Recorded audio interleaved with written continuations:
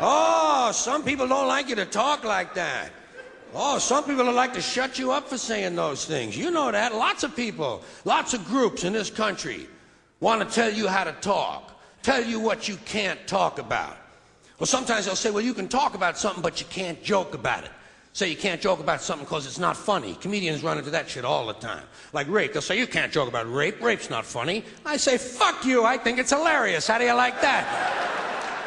I can prove to you that rape is funny. Picture Porky Pig raping Elmer Fudd. See? Hey, why do you think they call him Porky, huh? I know what you're going to say. Elmer was asking for it. Elmer was coming on to Porky.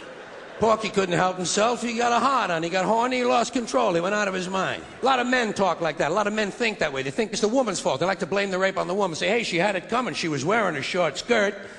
These guys think women ought to go to prison for being cock teasers. Don't seem fair to me. Don't seem right. But you can joke about it. I believe you can joke about anything. It all depends on how you construct the joke. What the exaggeration is. What the exaggeration is. Because every joke needs one exaggeration. Every joke needs one thing to be way out of proportion. Give you an example. You ever see a news story like this in the paper? Every now and then you run into a story that says some guy broke into a house, stole a lot of things, and while he was in there, he raped an 81-year-old woman. And I'm thinking to myself, why? What the fuck kind of a social life does this guy have? I want to say, why did you do that? Well, she was coming on to me. We were dancing and I got horny. Hey, she was asking for it. She had on a tight bathrobe. I say, Jesus Christ, be a little fucking selective next time, will ya? Now, speaking of rape, you know what I wonder? I wonder, is there more rape at the equator or the North Pole? These are the kind of things I think about when I'm sitting home alone and the power goes out.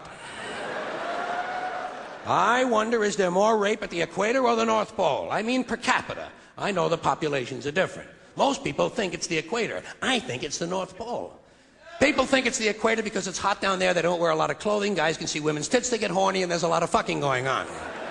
That's exactly why there's less rape at the equator, because there's a lot of fucking going on. You can tell there's a lot of fucking at the equator. Take a look at the population figures. Billions of people live near the equator. How many Eskimos we got? 30? 35? No one's getting laid at the North Pole. It's too fucking cold. Guys say to their wives, hey, tonight, honey, huh? Tonight, huh? Are you crazy? The wind chill factor is 300 below. These guys are deprived, they're horny, they're pent up. Every now and then, they bust out, they gotta rape somebody. Now, the biggest problem an Eskimo rapist has, trying to get wet leather leggings off a woman who's kicking. Did you ever try to get leather pants off of someone who doesn't want to take them off?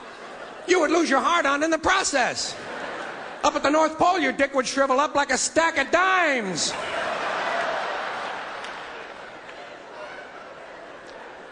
That's another thing I wonder. I wonder, does a rapist have a hard-on when he leaves the house in the morning? Or does he develop it during the day while he's walking around looking for somebody? These are the kind of thoughts that kept me out of the really good schools.